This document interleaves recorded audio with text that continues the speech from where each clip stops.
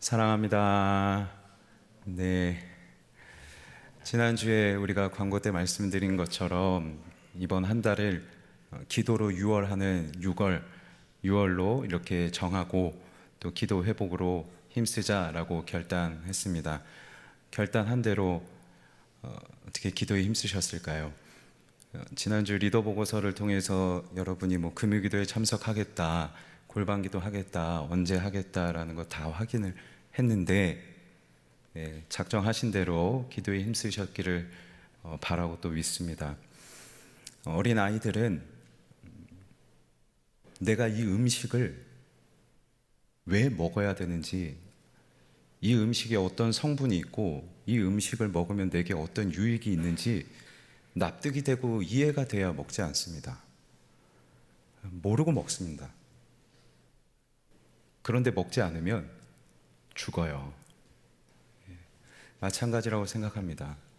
내가 기도를 왜 해야 되는지 납득이 되지 않는다고 바쁘다는 이유로 기도하지 않으면 우리의 영혼은 죽습니다. 살기 위해 기도해야 합니다. 그러니 다니엘이 사자굴의 그 죽음의 위협 앞에서도 기도했던 것처럼 여러분도 여러분의 상황에 따라 기도에 타협하지 않은 우리 청년들이 되면 좋겠습니다. 오늘 시편 우리가 함께 읽은 말씀의 표제어, 이 시편의 제목이라 할 수 있는 표제어는 이렇게 기록되어 있습니다. 다윗이 미친 채 하다가 아비멜렉에서 쫓겨난 후에 지은 시라고 기록되어 있습니다. 여러분 잘 아시는 것처럼 다윗은 사울 왕을 정말 끝없이 피해 다녀야만 했습니다. 사울은 다윗을 시기하여 그를 죽이려고 했었죠. 그를 피하다가 지금 다윗이 블레셋의 가드라는 지역에 아비멜렉 왕을 향해 피해 숨어 들어갔습니다. 더 이상 숨을 곳이 없어서 이 블레셋, 적대국이었던 이 블레셋으로 들어가서 숨게 됩니다. 그런데 한 가지 문제가 있습니다. 다윗은 이스라엘의 사령관이었습니다. 그리고 이 이스라엘은 블레셋과 수없이 전쟁을 반복할 만큼 아주 좋지 않은 관계에 있었던 나라이기도 했습니다. 전쟁을 치를 때마다 다윗은 선봉에 서서 이 블레셋을 무찔렀어요. 여러분 아시던 것처럼 특히 이 가드 땅은 골리앗을 다윗이 무찔렀던 장소이기도 합니다. 그 가드, 골리앗을 죽였던 그 가드에 다윗이 돌아가고 있어요. 그런데 이 상황 전에 다윗이 높 지역에 들어가게 되는데, 이 높이라는 지역에서 아히멜렉 제사장을 만나고 이 아히멜렉 제사장으로부터 한 가지 받는 것이 있습니다. 골리앗의 칼입니다. 다윗이 골리앗을 쓰러뜨리고 골리앗의 칼을 빼들어서 그를 찌르는데 그때 썼던 그 칼을 가지고 들어와요. 그러니까 지금 다윗이 가드를 들어간 것은 철천지 원수가 돼서 들어간 것과 다름없습니다. 그럼에도 그가 가드에 들어간 것은 한 가지 계략이 꾀가 있었기 때문이지 않을까 생각은 합니다. 아무래도 이스라엘과 블레셋이 사이가 좋지 않으니 설마 사울왕이 이 블레셋까지 쫓아올 수 있을까 하는 생각으로 들어갔던 것이죠. 그런데 다윗을 보자 사람들이 수근수근 됩니다. 저 사람 다윗 아니냐? 이스라엘 사람들도 사울은 천천히요 다윗은 만만이라 하는데 그 사람 아니냐? 우리 골리앗 장군을 죽였던 그 사람 아니냐? 그 사람이 지금 골리앗의 칼을 들고 골리앗을 죽인 이곳으로 지금 들어오는 것, 이걸 우리가 받아줘야 되느냐? 죽여야 되지 않겠냐? 라고 수근수근 거리기 시작합니다. 그때 다윗이 두려워합니다. 두려워서 대문짝에다가 이상한 글자를 적어하면서 침을 질질 흘리기 시작해요. 미친 척하는 거죠. 내가 미친 사람처럼 되어서 이 위기에서 극복하고자 벗어나고자 침을 질질 흘리기 시작합니다. 그 모습을 본 아비멜렉 왕이 저 미친 사람을 왜 나한테 데려왔냐 하면서 다윗을 쫓아내요. 그리고 쫓겨나서 아둘람 굴에 들어가 있는데, 이때 다윗과 마찬가지로 사울 왕으로부터 큰 환난을 당했던 400명의 사람들이 다윗을 쫓아와서 이 아둘람 굴에 숨게 됩니다. 한번 다윗의 상황을 보십시오. 큰 지략과 힘을 발휘해서 골리앗 장군도 물리쳤던 사람입니다. 그런데 지금 숨을 곳조차 없어요. 블레셋으로 들어가서 숨었지만 그곳에서도 두려움을 느끼고 그가 할 수 있는 것은 침 질질 흘려가면서 미친 척하는 것밖에 할 수 없습니다. 400명의 사람이 그를 의지하며 찾아왔지만 그들을 위해서, 한때는 군대 장관, 사령관이었던 사람이 지금은 그들을 위해서 해줄 수 있는 것이 아무것도 없어요. 그저 지금 다윗은 수치심, 모욕감, 좌절만 가득한 다윗만 남아있는 상황인 것이죠. 그런데 그때 다윗이 이렇게 고백합니다. 내가 여호와를 송축하리로다. 송축하겠다는 것은 무릎을 꿇는 겁니다. 내가 하나님 앞에 무릎을 꿇겠다. 그리고 이것은 동시에 하나님께 영광을 돌리겠다라는 의미이기도 합니다. 하나님 앞에 무릎을 꿇고 하나님을 높이며 영광을 돌린대요. 그런데 이게 어떻게 하나님께 영광이 됩니까? 하나님께 영광이 되려면 적어도 우리가 내 힘과 내 능력으로 뭐라도 대단한 일을 해야, 어떤 성과를 내야 하나님께 자랑이 되고 또 하나님께 기쁨이 되지 않을까요?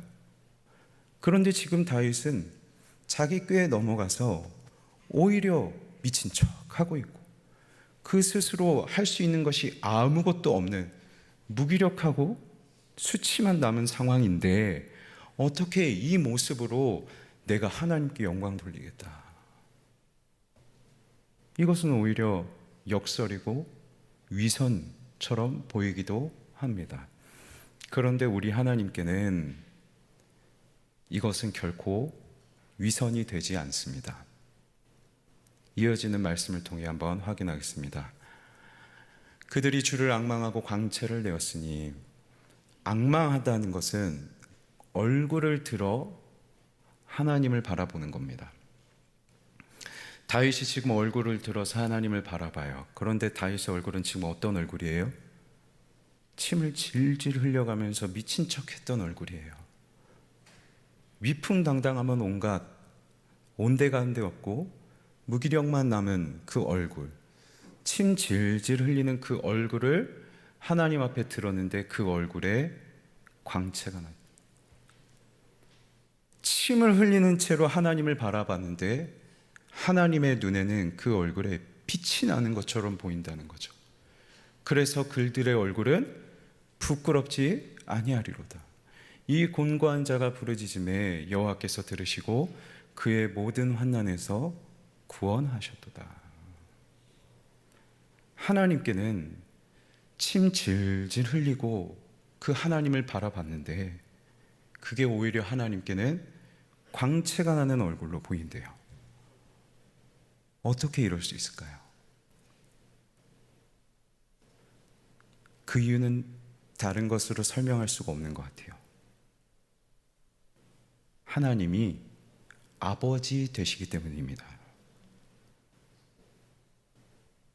제가 아버지가 되니까 조금 알겠어요. 아이한테 서운한 때가 있거든요. 아니에요. 저 혼자 할 수 있어요. 그냥 두셔도 돼요. 그게 그렇게 서운해요. 쬐끄만 게 지가 뭘 하겠다고. 맨날 양치 제가 시켜줬는데 이제 제가 할게요. 그게 그렇게 서운해요.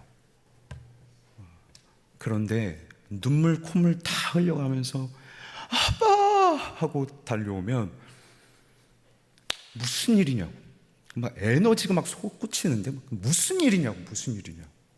두 발 먹고 나서게 됩니다. 왜요?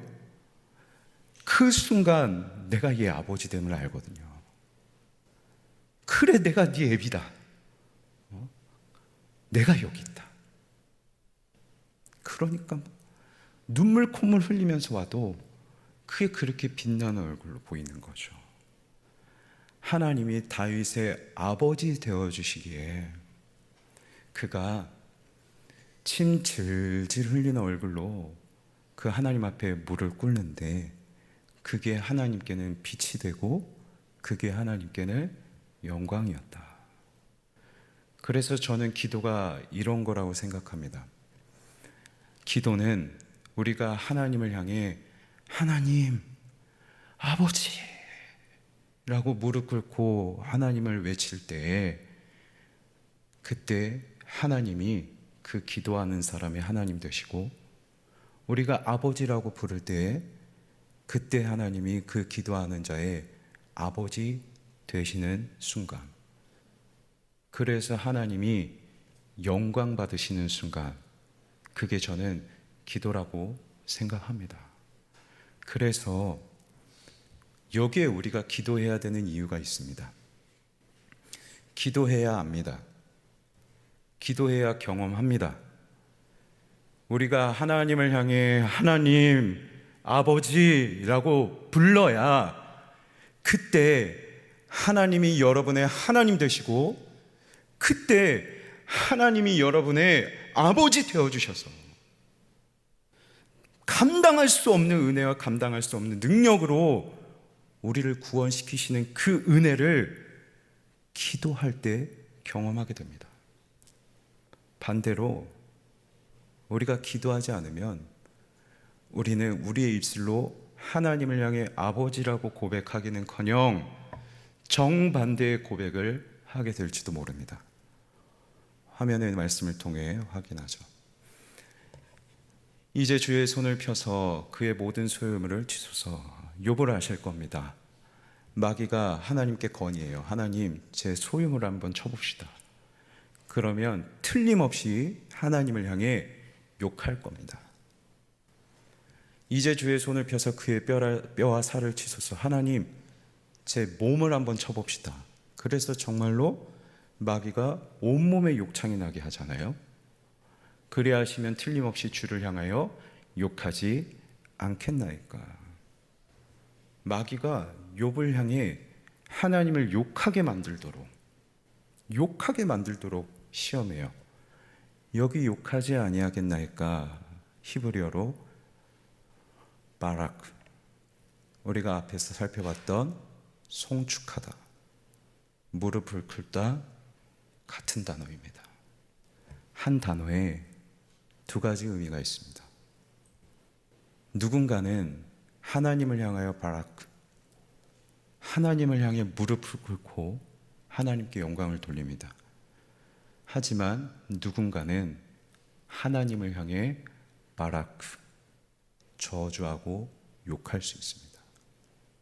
만약 하나님이 나의 아버지 되심을 믿고 그 하나님을 향하여 아버지, 하나님이라고 바라크, 기도하면 그는 하나님이 아버지 되심을 경험합니다. 하지만 기도하지 않는다면, 바쁘다고, 힘들다고 기도하지 않으면 하나님을 향해 바라크, 욕할 겁니다. 하나님, 내가 이렇게 어려워하는데 힘들어하는데 하나님 지금 뭐하고 계세요? 하나님 있는 거 맞아요? 기도해봤자 소용 있는 거 맞아요? 기도하지 않으면 이렇게 하나님을 향해 불평할 겁니다. 그리고 하나님이 나의 하나님 되시지 않는다고 그분의 영광을 끌어내릴 겁니다. 그렇다면 여러분, 하나님이 아버지 되심을 믿고 그 하나님 앞에 나아가 바라크 기도하시겠습니까? 아니면 바라크, 하나님을 향해 저주하는 사람이 되겠습니까? 이어지는 말씀을 통해 한번 확인해 봅시다. 여호와는 마음이 상한 자를 가까이 하시고, 여기 상했다는 건 그냥 산산조각이 난 거예요. 부스러기가 돼버린 것처럼 내 마음이 그냥 완전 산산조각 난 거예요. 기도할 필요 있어? 기도해봤자 뭐예요? 저한테는 더 중요한 일이 있어요. 내 마음, 그 돌덩어리 같은 마음, 그거 그대로 가지고 하나님 앞에 기도하지 않는 게 아니라 그 모든 마음들 다 깨끗하게 부서진 상태로 하나님 앞에 기도하면 하나님이 그를 가까이 하시고, 충심으로 통회하는 자.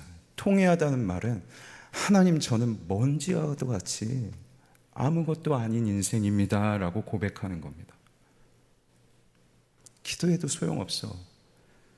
나는 정작 지금 내가 계획한 거, 내가 중요하다고 생각하는 거 이거 해야 돼. 그게 아니라 하나님, 나는 먼지 같은 인생, 내가 할 수 있는 게 없습니다. 그렇게 통회하는 자를 구원하신다 라고 하나님은 말씀하고 계십니다. 그렇다면 우리 하나님은 기도할 때 우리가, 저와 여러분을 어떻게 구원하실까요? 역시 화면을 통해 말씀을 확인하겠습니다. 이 곤고한 자가 부르짖음에 여호와께서 들으시고 그의 모든 환난에서 구원하셨도다. 여호와의 천사가 주를 경외하는 자를 둘러 진치고 그들을 건지시는도다. 하나님 앞에 기도하는 사람은 그때 하나님께서 진을 치시고 그를 두르십니다. 진을 치시는 것은 군대를 보내신 겁니다. 한 사람의 기도는 하나님의 군대를 움직입니다. 한 사람의 기도는 가장 무능력하고 가장 나약한 자의 기도도 가장 위대하신 하나님의 군대를 움직입니다. 그게 기도의 힘입니다. 그래서 기도해야 합니다. 다음 말씀도 화면을 통해 확인하죠. 젊은 사자는 궁핍하여 줄일지라도 여호와를 찾는 자는 모든 좋은 곳에 부족함이 없으리로다. 젊은 사자는 힘이 세요. 능력도 있어요. 그런데 그 젊은 사자도 사냥감을 놓칠 때가 있습니다. 그래서 굶주릴 때가 있어요. 하지만 하나님을 찾는 사람은 비록 젊은 사자같이 능력이 없고 힘이 없어도 하나님을 찾는 사람은 모든 좋은 것에 부족함이 없으리로다. 다윗이 이걸 어떻게 알았을까요? 다윗은 어린 시절 목동이었습니다. 들판에서, 그 헐헐 들판에서 그는 어린 양들을 지켜야만 하는 목동이었죠. 사나운 들짐승들이 이 양들을 빼앗아 가려고 다윗을 위협합니다. 어린 소년이 그때 무엇을 할 수 있겠어요? 그 들판에서 그는 이렇게 고백하겠죠. 여호와는 나의 목자시니 내게 부족함이 없으리로다. 그 들판에서 아무것도 할 수 없는 그 능력 없을 그때에 그는 그곳에서 여호와는 나의 목자시니 내게 부족함이 없으리로다 라고 고백했습니다. 그리고 정말로 그의 고백대로 아무리 사나운 들짐승이 찾아와도, 젊은 사자가 찾아와도 하나님께서 다윗의 양들을 지켜주시는 것을 봤어요. 정말 그렇구나. 아무리 젊은 사자가 와도 하나님한테는 게임이 안 되는구나. 아무리 젊은 사자가 찾아와도 하나님을 의지하고 하나님 앞에 기도하는 사람은 감당할 수가 없구나. 이것을 경험한 거죠. 그래서 그가 그 경험한 것을 토대로 고백하잖아요. 여호와를 찾는 자들에게는 모든 것에 부족함이 없으리로다. 하나님을 의지하면 내게 부족함이 없습니다 라고 기도하자 하나님의 그의 인생 가운데 개입하셔서 그래, 정말로 너의 인생엔 부족함이 없다 알게 하셔요. 하나님, 정말로 제 인생에 부족함이 없습니까? 하나님, 정말로 저에게는 정말 하나님이 인도하십니까? 하나님 저와 정말 함께 하십니까? 기도하는 그 사람에게, 그 사람의 인생에 하나님 정말로 개입하셔서, 그래, 너에게 부족함이 없다, 내가 너와 함께한다, 내가 너를 지키고 있다 라는 것을 하나님 경험하게 하시는 것이죠. 그래서 그가 고백하는 거예요. 기도는 하나님을 개입하게 해요. 우리의 작은 말 한마디가 저 영광스러운 높으신 하나님을 움직이게 만들어요. 왜요? 아버지셔서요. 작은 신음도 놓치지 않으시고 내 새끼가 우니까 한 걸음이라도 달려와서 도우셔야죠. 아버지니까. 그래서 기도가 답이에요. 기도가 답이에요. 젊은 사자가 위협하듯 여러분 인생에도 젊은 사자와 같은 삶의 시련들, 기도의 제목들, 턱끝까지 호흡이 차올라서 한숨을 내쉴 수밖에 없는 삶의 문제들 가득하잖아요. 그때 하나님, 아버지, 하나님을 찾습니다. 하나님을 찾는 저에게 부족함이 없을 줄 믿습니다 라고 기도하면 그 하나님이 아버지 되셔서 여러분에게 달려오시고, 그래, 너에게 부족함이 없다, 내가 너와 함께한다 라고 말씀해 주시겠죠. 기도가 답입니다.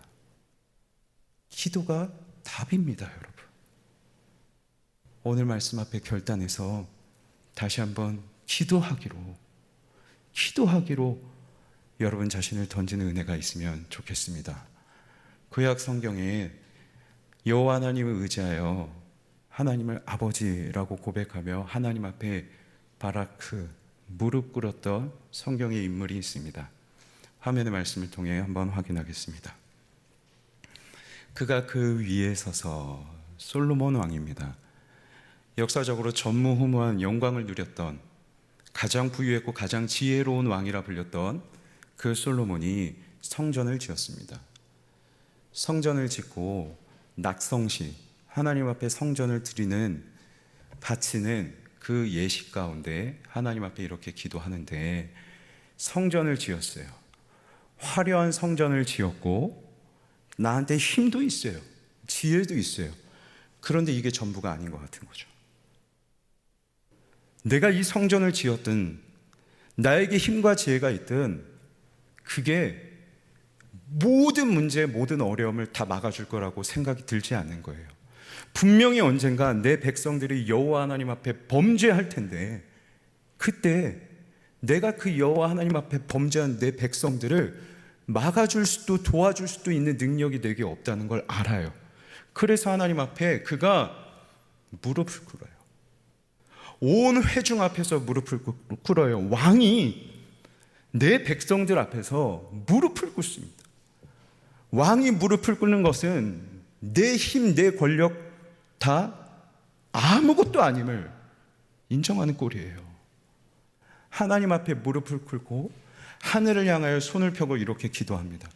자기들을 사로잡아간 적궁의 땅에서 온 마음과 온 뜻으로 주께 돌아와서 주께서 그들의 조상에게 주신 땅과 주께서 택하신 성과 내가 주의 이름을 위하여 건축한 성전이 있는 쪽을 향하여 기도하거든. 내 백성들이 하나님 앞에 범죄해서 적국의 포로로 끌려가 그렇게 포로 생활을 할 때 내가 할 수 있는 거 없습니다. 그러니 하나님께 기도합니다.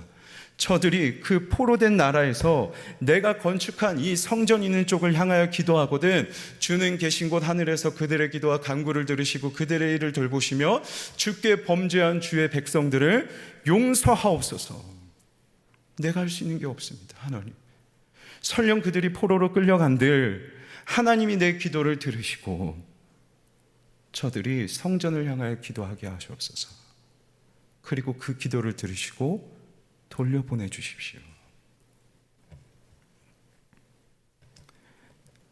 약 420년 뒤에 이 기도를 이어서 똑같이 하나님 앞에 기도한 사람이 있습니다. 화면을 통해 확인하죠. 다니엘이 이 조서에 왕의 도장이 찍힌 것을 알고도 자기 집에 돌아가서는 윗방에 올라가 예루살렘으로 향한 창문을 열고 솔로몬이 기도했죠. 내가 지은 이 성전 쪽을 향하여 기도하거든. 포로로 끌려갔어요. 솔로몬이 걱정한 대로 이 백성이 여호와 하나님 앞에 범죄해서 바벨론의 포로로 끌려갔어요. 그런데 솔로몬이 기도한 것처럼 지금 다니엘도 기도해요. 전에 하던 대로 하루에 3번씩 무릎을 꿇고 기도하며 그의 하나님께 감사하였더라. 솔로몬은 내 백성, 내 나라를 위해서 내가 할 수 있는 게 없다는 것을 알고 그가 했던 것은 하나님 앞에 무릎 꿇는 거였어요. 그 기도를 그대로 이어받아서 420년이 지난 뒤에 다니엘도 이 나라가 여호와께 은혜를 입어서 예루살렘으로 다시 돌아가기 위해서는, 내가 이 사자굴에서 살아나기 위해서는 내가 할 수 있는 게 없다 생각하니 그때 비로소 무릎을 꿇고 기도합니다. 전무후무했던 역사적인 능력을 가지고 있었던 솔로몬도, 당대 최고의 권력자였던 다니엘도 내 힘에 내 능력에 취해 있지 않아요. 통회하는 심령으로, 내 인생은 먼지와도 같은 인생이라고, 나에게는 아무 지혜도 힘도 없다는 심령으로 하나님 앞에 무릎 꿇습니다. 그 결과가 무엇입니까? 바사 고레스 왕 원년에 다니엘이 살아있을 때 하나님께서 그의 기도에 응답하십니다. 이스라엘의 포로가 예루살렘으로 귀환하기 시작합니다. 사랑하는 청년 여러분, 꼭 기억하면 좋겠습니다. 기도는 하나님을 움직이는 힘이 있습니다. 우리의 작은 입술로 하나님 앞에 읊조리듯 기도하면 우리의 아버지 되신 하나님께서 우리를 위해 일하십니다. 우리는 무능력하기에, 지혜가 없기에, 힘도 없기에 우리가 할 수 있는 것은 그저 하나님 앞에 무릎 꿇고 말할 수 있는 것밖에 없어요. 하지만 가장 능력 있으신 우리 하나님은 그런 저와 여러분을 구원하시기 위해서 무엇이든 할 겁니다. 무엇이든 일하실 겁니다. 그리고 반드시 저와 여러분을 젊은 사자와 같은 위협 가운데서도, 우리의 수많은 삶의 위기 가운데서도 저와 여러분을 건져내실 줄 믿습니다. 그 하나님을 향하여 늘 기도하는 우리 청년들이 되길 간절히 소망합니다. 말씀을 맺겠습니다. 기도는 하나님을 아버지라고 고백하며 하나님이 나의 하나님 되시고, 그리고 하나님을 나의 아버지 되게 하시는, 그렇게 하나님 영광스럽게 해드리는 우리의 유일한 행위입니다. 바라기는 기도를 하지 않아서 하나님을 향해 저주하고 욕하는 여러분이 되지 않으면 좋겠습니다. 기도하지 않아서 하나님이 나의 아버지 되심을 경험하지 못하는 우리 청년들이 되지 않으면 좋겠습니다. 기도해서 하나님이 움직이시고, 기도해서 하나님 아버지가 나를 위하여 쏜살같이 달려오시고, 기도해서 나를 사랑하시는 그 아버지의 능력을, 역사하심을 경험하는 우리 일상교회 청년들이 되길 주님의 이름으로 간절히 소망하고 축복합니다.